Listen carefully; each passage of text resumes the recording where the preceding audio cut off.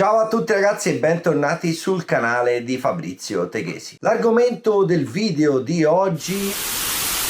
In questo video non esprimo nessuna sentenza, ma do semplicemente un mio parere personale di come vedo io la cosa.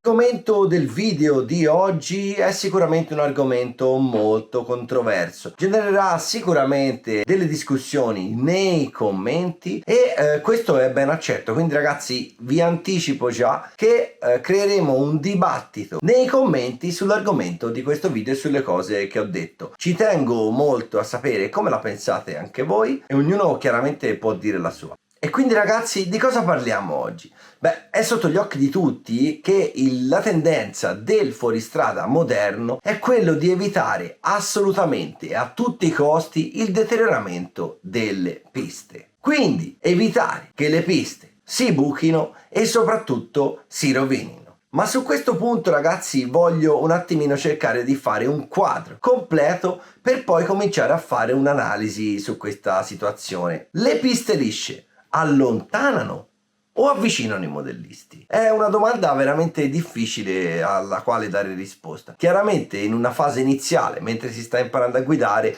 una pista liscia sarà sicuramente più semplice rispetto a una pista bucata. Ma in seguito, quando si comincia ad andare bene, quando si comincia veramente a girare con tempi accettabili, questa tendenza avvicina o allontana? Beh, questo è un argomento veramente ricco di spunti di riflessione e secondo me merita un'analisi completa a 360 gradi. Pista liscia vuol dire senza buche. E qui abbiamo un concetto. Dobbiamo però guardare anche cosa accade alle piste per evitare che i buchi vengano. La maggior parte delle volte i fondi vengano trattati per compattare il terreno e quindi indurirlo ed evitare appunto che possa bucarsi o deteriorarsi. E nella maggior parte dei casi ragazzi, quando il trattamento agisce sul terreno e compatta le piste, evita sì di formarsi di buche, ma aumenta sensibilmente il grip del tracciato. Ed è qua che secondo me si snocciola tutta la questione.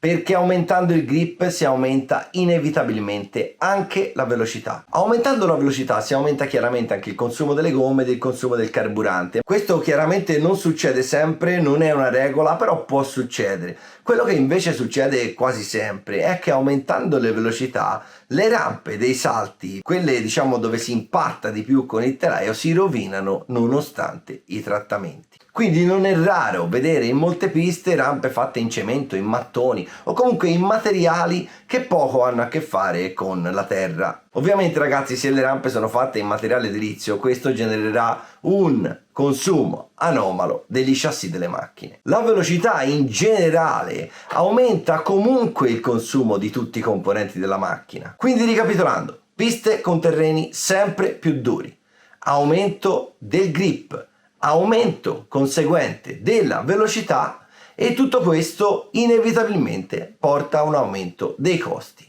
Oltretutto esiste qualcosa che va oltre a tutto questo. L'etimologia del termine off-road, che definisce appunto la nostra categoria, poco si sposa con tutti i terreni e le superfici che cercano di emulare il livello di grip dell'asfalto. Ma a proposito di questo, cosa dicono i regolamenti? Vediamo insieme il regolamento mondiale dell'IFMAR, il regolamento europeo EFRA e il regolamento nazionale italiano. Sostanzialmente dicono tutti la stessa identica cosa.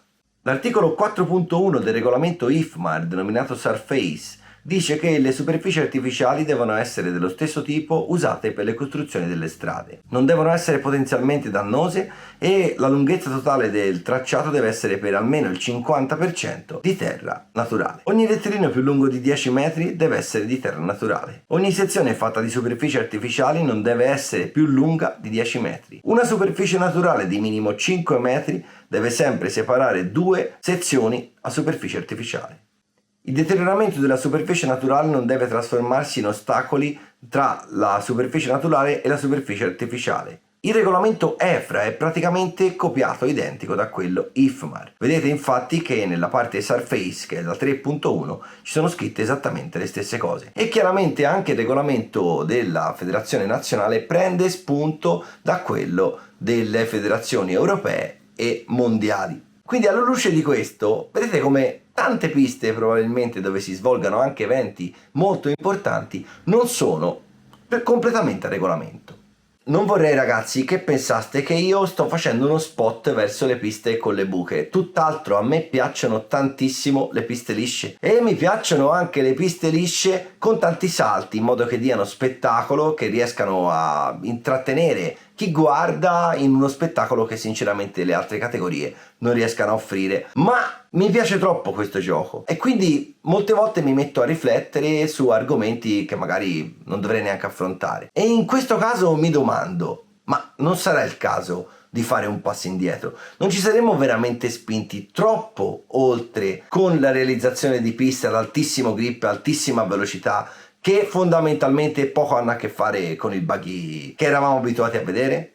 Vi porto un caso che è quello delle piste USA. Nel fuoristrada del passato, ragazzi, nel 2007-2008, per un decennio circa, le piste USA sono state di riferimento per la realizzazione dei tracciati. Erano piste veramente futuristiche rispetto alle nostre, erano piste molto lisce, avevano tantissimi salti e tutti noi guardavamo i vari video su YouTube o comunque sui social e le fotografie sulle riviste che ci facevano immaginare un contesto bello per svolgere il nostro hobby sport. Vi faccio notare che in USA non sono praticamente mai arrivati al nostro livello di grip, e soprattutto vi faccio notare che nel corso degli ultimi anni, nelle gare importanti come il Dirt Nitro Challenge, come il Silver State, lasciano formarsi le buche tranquillamente. Però al momento della presentazione della pista, la pista è liscia e perfetta. Quindi vedete che in USA hanno fatto un piccolo passo indietro sotto certi punti di vista,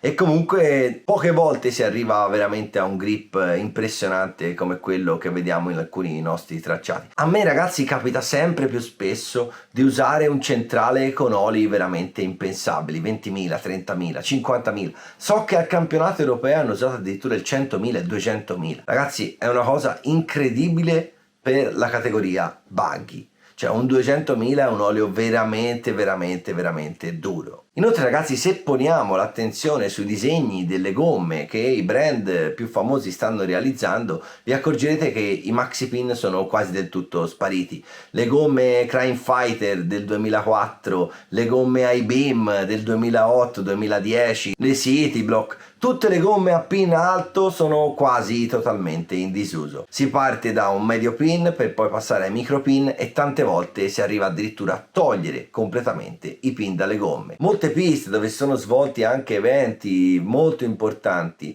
si stanno trasformando sempre più in piste da on-road con i salti. Le mie riflessioni ragazzi sono terminate e vorrei capire che cosa ne pensate voi. Scrivetemi in tantissimi nei commenti, e ragazzi ho lasciato leggermente trasparire la mia idea,